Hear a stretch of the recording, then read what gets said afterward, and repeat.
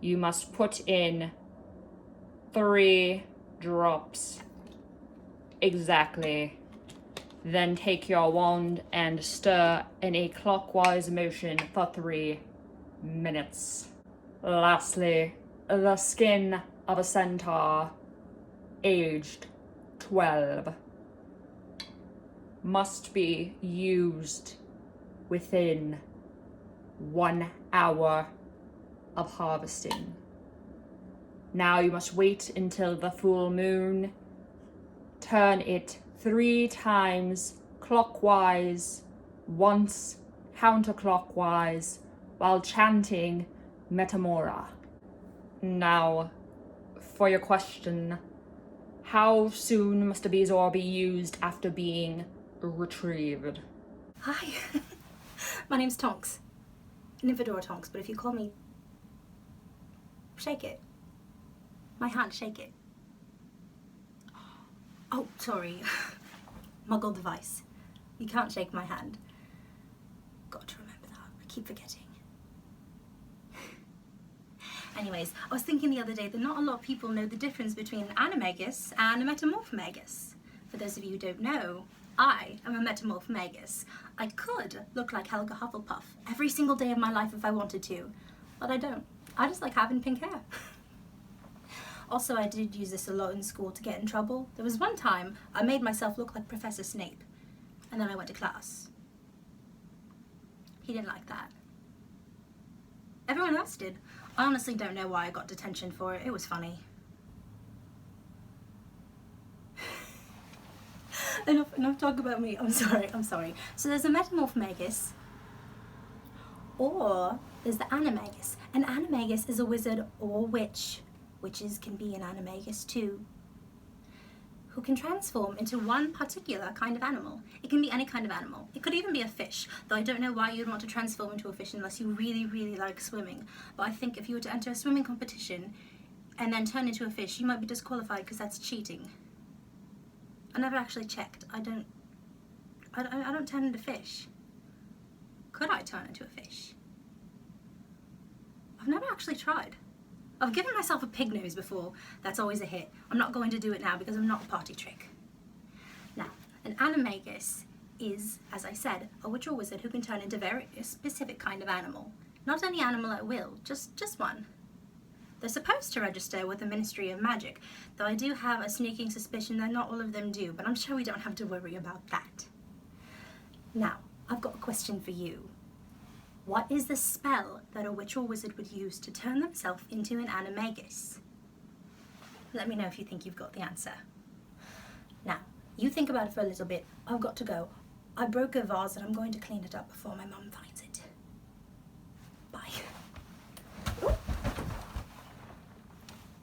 Hello, young witch or wizard. I am the mighty Sphinx. Today I'm going to ask you 5 riddles and you must answer them all to be eligible for the ultimate prize. If there are 4 sheep, 2 dogs and 1 herdsman, how many feet are there? No matter how much or how little you use me, you must change me once a month. What am I?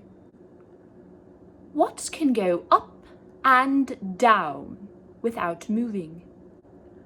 Why can't a pirate ever finish the alphabet? And lastly, the most difficult riddle. While on my way to St. Ives, I saw a man with 7 wives. Each of the wives had 7 sacks. Each of the sacks had 7 cats. Each of the cats had 7 kittens. How many were on the way to St. Ives? Hello, witches and wizards. This is Professor Sprout here. Today we are in a gillyweed field.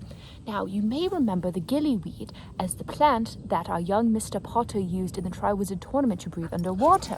There is some debate about its effectiveness in fresh water versus salt water, but in fresh water it'll allow you a comfortable 60 minutes of breath time underwater, as well as the ability to adapt to the colder water depending on where you're swimming or what climate you are swimming in. You will find it in the Mediterranean Sea or salt water. That is where it is naturally found. Not much was known about this plant until around 1845 when Beaumont Marjoribanks discovered it, famous herbologist.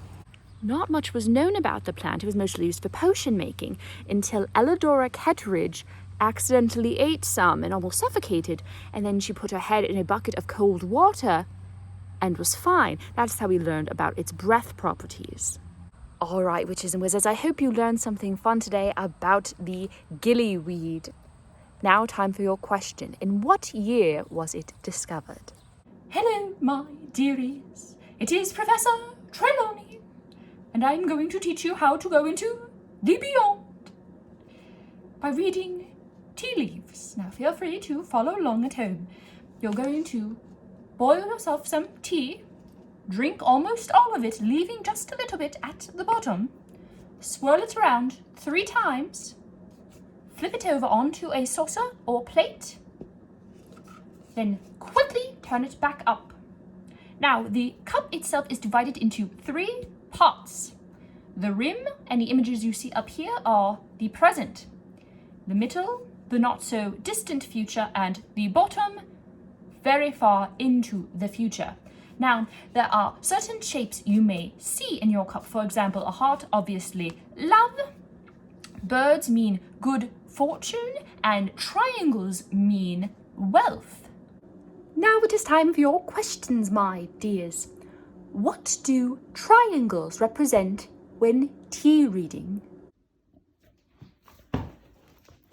Hello there, students. Follow me. I'm going to teach you all about the best places to hide as an animagus. Oh, how rude of me. I haven't introduced myself. My name's Sirius Black, the world's best animagus. McGonagall told me not to do this though, so as far as you know, my name is Bert. Alright, so the first place you're going to want to hide when you're a animagus is the gutters. Once you get over the stink, they're the absolute perfect place to get away from any lawmakers who you might have had a run-in with when you were in your animagus form. Not that you would, but if you did, wink wink. If you are going to use the sewers, try to pick an animal that doesn't have a strong sense of smell, like a dog, obviously, because you might have to be down there for a few hours while the popo are looking for you. If you find yourself on the run, best to bury your food under a smelly place that predators won't be able to find it. I recommend a dumpster or the back of a Burger King. All right. Hope you enjoyed your lesson. Here's your question. Where's the place to hide when you are running from law enforcement? Hello, I am Professor Vector. Most muggles and witches and wizards do not know that numbers have power. I have compiled some questions, numerical word problems for you to solve. If you solve them, it will unlock a chart. This chart will have corresponding numbers and words to your solutions. If you solve what that word is, you win this portion of the quest.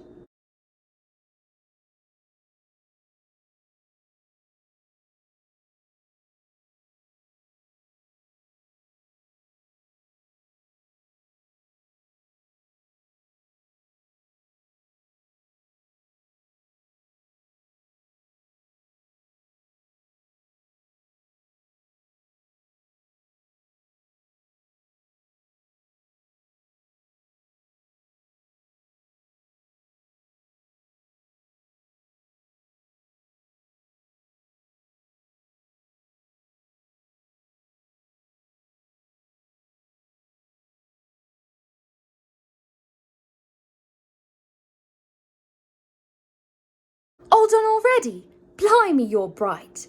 If you think you have all the answers, be sure to answer in order and send your answers to the Instagram mentioned in the comments. A week from when this video was posted, one of the lucky witches and wizards who got all of the questions right and messaged the answers on the Instagram and was subscribed to the YouTube channel will be chosen to win a personalized prize package, quarantine care package from Incorrect Harry Potter, aka Lauren. She has so many names these days. Best of luck, champions.